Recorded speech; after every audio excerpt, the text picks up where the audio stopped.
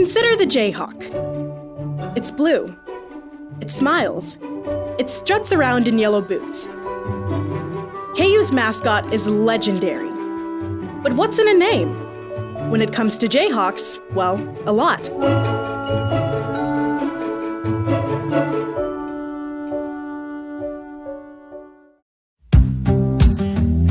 It all started in the 1850s. The Kansas Territory was entering the Union as a free state in the bloody buildup to the Civil War, and the name Jayhawker came to be associated with the Abolitionists who settled the area.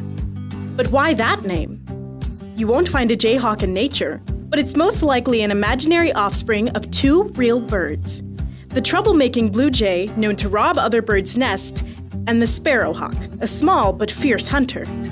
The Civil War ended, but the name stuck.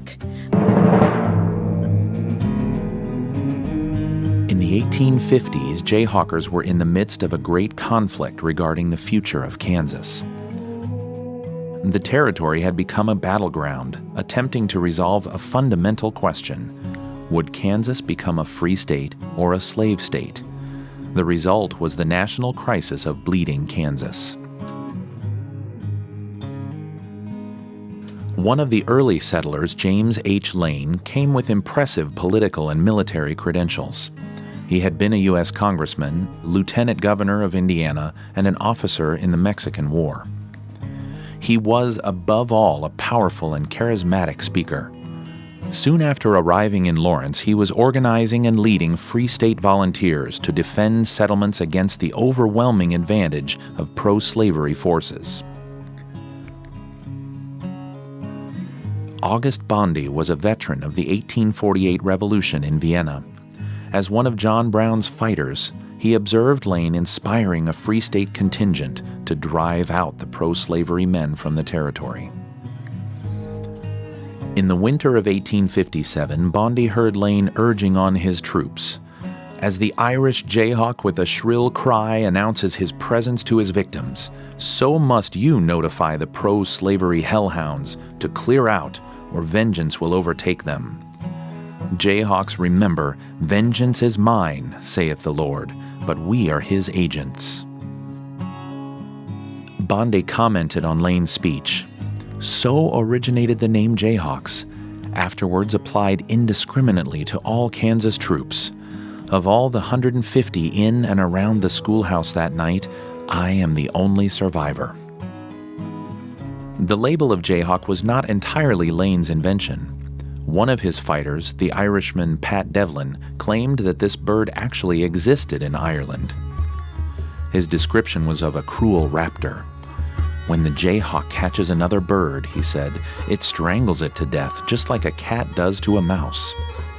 What others called foraging off the enemy, Devlin called Jayhawking.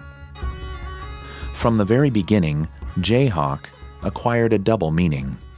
It stood for Lane's struggle against slavery, but for many it represented stealing from the pro-slavery enemy. In 1859, the conflict, with its constant back and forth of revenge attacks, reached a new phase with the participation of John Brown, the most famous abolitionist. Brown encouraged assaults into Missouri for the purpose of freeing slaves. Such attacks led to the intensification of bloody reprisals. In that same year, a serialized novel titled Jayhawker appeared in the Lawrence newspaper Herald of Freedom. The fictional representation of the Jayhawk made many fighters appear simply as thieves. In the novel, Lane, leader of the Jayhawkers, and Brown, called an old Jayhawk apostle, discussed Brown's vision that the border attacks would provoke a war between the North and South, bring about the insurrection, and finally an end to enslavement. There is no evidence that this meeting actually took place, but for Lane, who would become a Kansas senator, Jayhawking implied not robbing but fighting to defeat slavery. At the outbreak of the Civil War, Lane commanded a company to protect newly elected President Lincoln. Named the Frontier Guard, they took residence in the East Room of the White House. John Hay, assistant to Lincoln, noted in his diary, April 18, 1861. The White House is turned into barracks. Jim Lane marshaled his Kansas warriors today, the Western Jayhawkers. Hay took note of Lane as a gaunt, tattered, uncombed, and unshorn figure. Lincoln was grateful to Lane and appointed him brigadier general. Lane returned to Kansas and recruited cavalry units for military incursions into Missouri. His most controversial action was a brutal raid on Osceola. Under Lane's orders, his troops plundered and set fire to the entire town.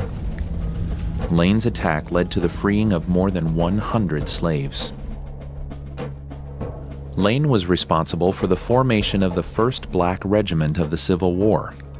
His radical initiative was a major step towards Lincoln's Emancipation Proclamation and the freeing of slaves.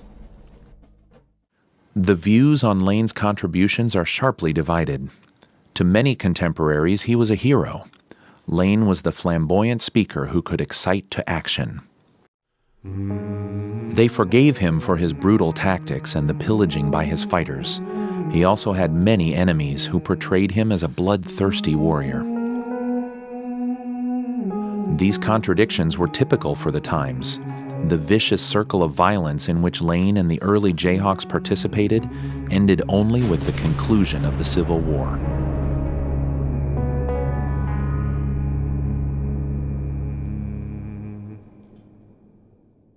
What has survived from the legacy of the historical Jayhawk, Lane, and Bleeding Kansas?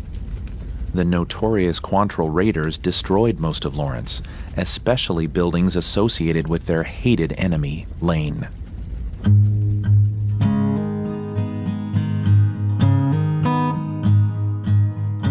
One structure, however, a stable that Lane had built on the highest point of his property, survived.